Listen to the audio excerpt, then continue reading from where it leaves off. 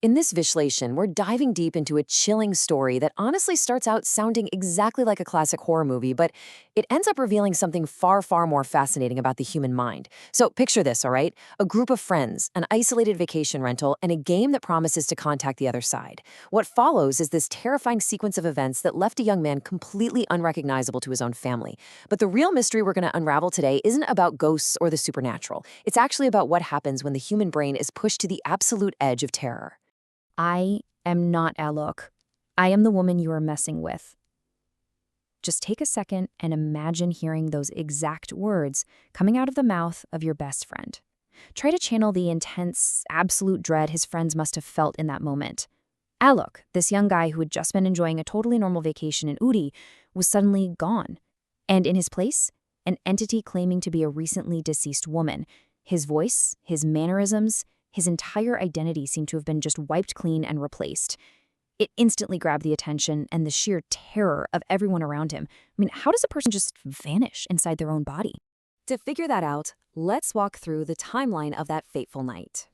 It was the very last day of their vacation at an Airbnb in Udi. The trip was winding down, they were a bit bored, and one of the friends, Nishant, decides to bring out a Ouija board just to, spice things up. Now, Nishant set a very strict, completely non-negotiable rule before they started. They would form a circle, and absolutely no one was allowed to break that circle without properly saying goodbye to the board first. But as the game got going and the boards seemingly started to move, Alok was just overcome with sheer panic. He abruptly stood up, totally shattering the circle. In that exact minute, he felt this terrifying presence trying to enter his body, and he literally just fainted on the spot.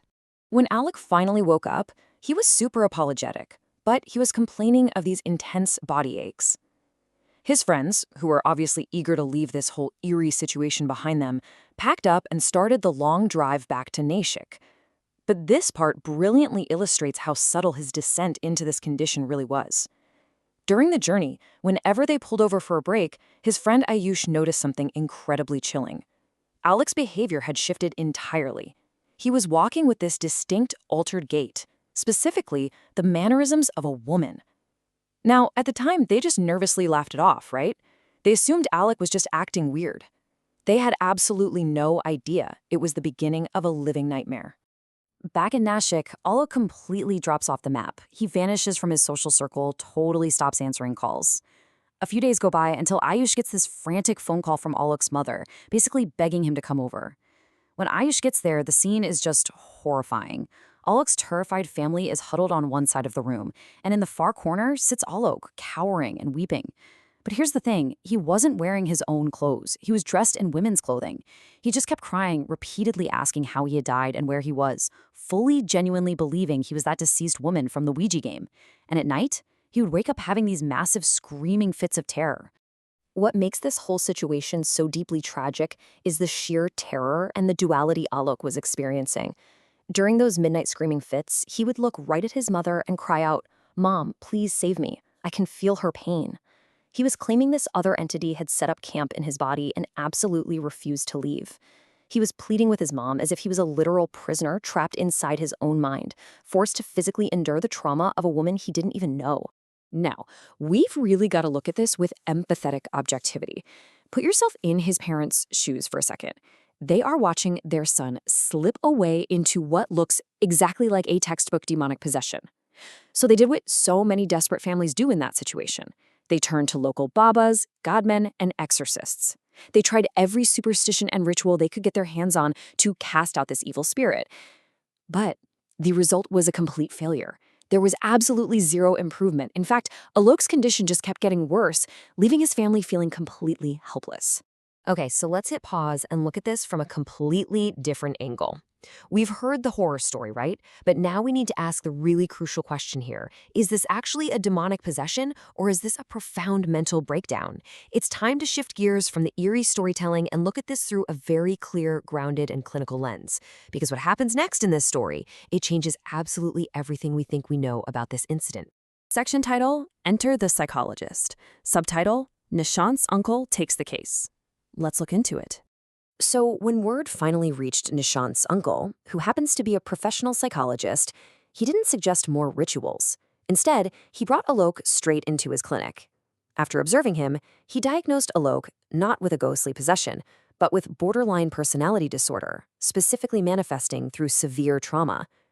If we look at this through a scientific lens, individuals with BPD can suffer from extreme identity disturbance and stress-induced dissociation.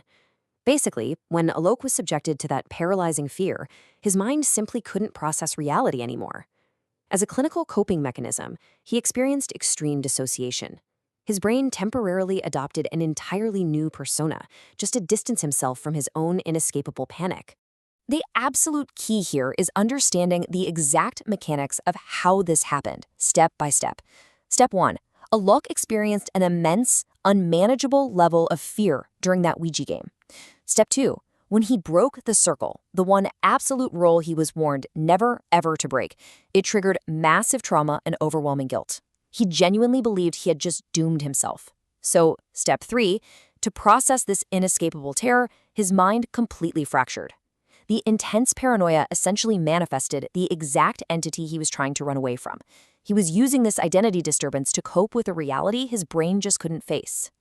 And I think this just brilliantly illustrates the incredible power of the human imagination when it's under extreme duress. Think about it. Alok actually knew absolutely nothing about this dead woman. He had no clue how she acted, how she walked, or who she even was. His female behavior wasn't a real haunting based on facts. It was a trauma response built entirely from his own panicked imagination. His mind basically just generated a generic avatar of what it feared most, piecing together a persona to justify the intense dread and paranoia he was feeling on the inside. Section title: Science versus Superstition. Subtitle: Why Therapy Worked When Babas Failed.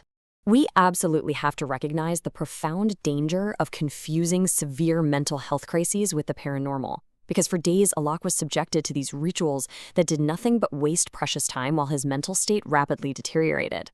Let's just compare these two approaches side by side. The Baba approach relies completely on superstition. It drains desperate families of their money, uses cheap tricks and fear, and most dangerously, it completely ignores the underlying mental illness. On the flip side, the scientific approach relies on facts. Nishant's uncle used clinical therapy sessions to carefully, safely unpack Alok's trauma. He provided a proper medical diagnosis, and that is what led to real, observable recovery. Babas cannot cure mental illnesses. They only treat the symptoms of fear. At the end of the day, it was psychological intervention, patience, and science that actually saved Alok from his own mind. So, as we wrap up this Vishleshon, I want to leave you with a question to really mull over. When the mind plays tricks, when it creates these completely terrifying realities out of thin air just to cope with unimaginable stress, will you choose superstition or will you choose science? Alec's story is a pretty chilling reminder of how incredibly powerful and yet sometimes super fragile our minds can be. It really highlights the immense importance of seeking professional mental health care over giving in to ancient fears. Thank you so much for joining me on this journey through the psychology of fear. Stay curious, stay rational, and I'll catch you in the next explainer.